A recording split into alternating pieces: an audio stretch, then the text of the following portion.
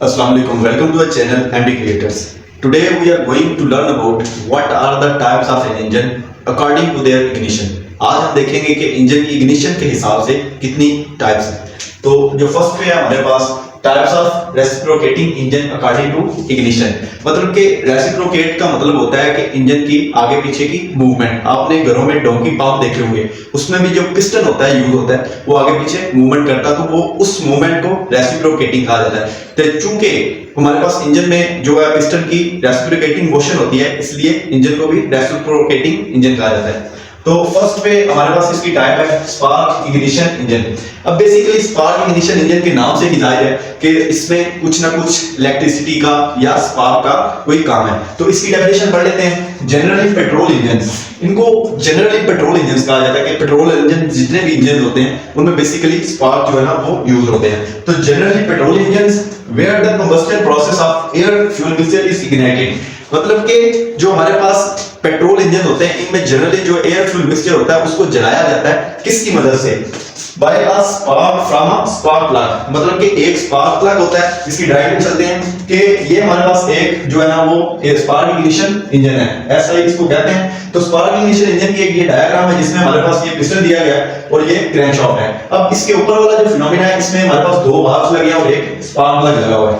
Spark plug जो basically काम क्या करता है, जब ये हमारे पास पिस्टन अपवर्ड मूवमेंट करता है तो इसकी कंप्रेशन होती है, तो जब ये डाउनवर्ड मूवमेंट करता है तो ये सक करता है। अब ये 4 स्ट्रोक भी हो सकता है, 2 स्ट्रोक भी हो सकता है। ये इंजन एग्जॉस्ट का भी काम करते हैं इसमें पिस्टन, और इसमें सक्शन का भी काम करता है। तो हम सपोज कर लेते हैं हमारे पास यहाँ पर एक एयर फ्यूल मिक्सचर है। एयर फ्यूल मिक्सचर बेसिकली इसमें जो फ्यूल इस्तेमाल किया जाता है वो वाला फ्यूल इस्तेमाल किया जाता है जो बहुत जल्दी जो है ना वो कंबस्टेबल होता है, बहुत जल्दी जलने वाला। अब इसमें हमारे पास एलपीजी आता है, एलएनजी आता है, पेट्रोल आता है। तो जो हमारे पास ये वाले फ्यूल्स हैं ये हमारे पास स्पार्क इग्निशन इंजन में इस्तेमाल किए जाते हैं।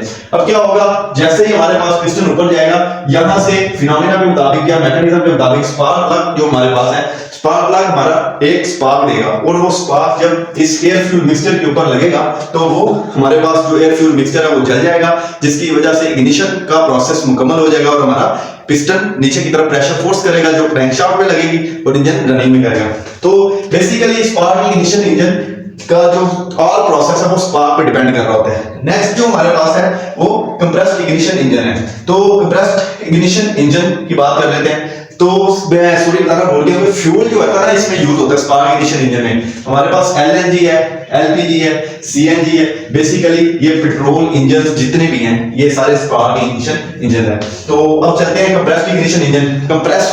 कंप्रेशन के नाम से ही जाहिर है कि कोई चीज इसमें कंप्रेस की जा रही है। तो कंप्रेस्ड इग्निशन इंजन से मुराद हम पढ़ लेते हैं ये क्या है। जनरली डीजल इंजन, जनरली जो ये कंप्रेस्ड इग्निशन इंजन होते हैं वो डीजल इंजन होते हैं। जितने भी डीजल इंजन है वो कंप्रेस्ड इग्निशन इंजन होंगे। अब where the necessary high temperature is produced, मतलब कि हम ये कह सकते हैं कि ये हमारे पास एक डीजल इंजन की जो है वो एक डायग्राम है। इसमें हमारे पास पिस्टन जब टीडीसी की तरफ जाएगा तो यहां पर जाते हुए ये जो एयर का होगा हमारे पास वॉल्यूम, ये नहायत ही कंप्रेस्ड वॉल्यूम होगा और ये वो वॉल्यूम होगा जो बिल्कुल हीट की सूरत इख्तियार कर चुका होगा। जैसे ही हमारा पिस्टन टीडीसी पर पहुंचेगा ये हीट आग की फॉर्म में तब्दील हो जाएगी और यहां से जो एटोमाइजर नोजल है वो इस पर डीजल को स्प्रे करेगी, जिससे हमारे पास इग्निशन का प्रोसेस मुकम्मल होगा, कंबस्टन होगी, जो पिस्टन है वो डाउनवर्ड मूवमेंट करेगा और इस तरह इंजन ऑपरेट करेगा।